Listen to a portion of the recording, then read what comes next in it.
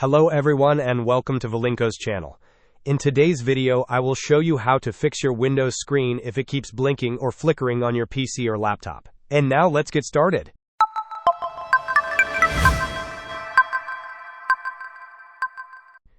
The first method involves uninstalling the latest quality updates. To do this, right-click on the Start button and then click on Settings. Once you are on the Settings page, click on Windows Update on the left-hand side, and then choose the option that says Advanced Option.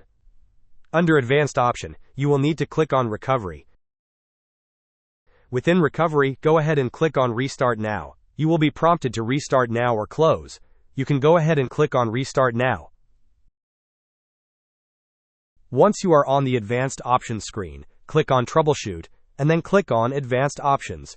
Under Advanced Options, click on Uninstall Updates, and then choose the option to uninstall the latest quality update.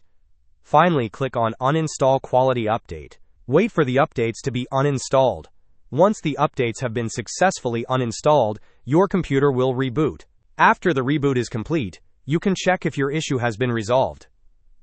The next method you could try is to update your display driver. You can do this by right-clicking on the Start button and then clicking on Device Manager. Once you have Device Manager open, you will need to expand display adapters.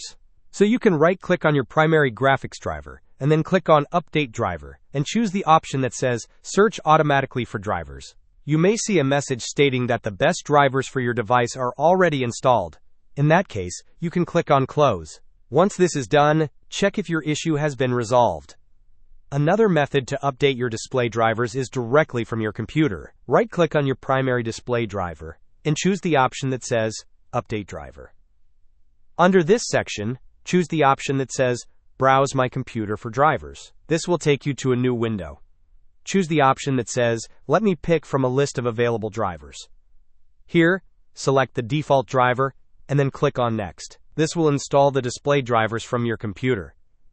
After this is done, go ahead and restart your computer. And that should fix the problem. Hope this was helpful. Don't forget to like and subscribe if you enjoyed. As always, thanks for watching, and I will see you in the next video.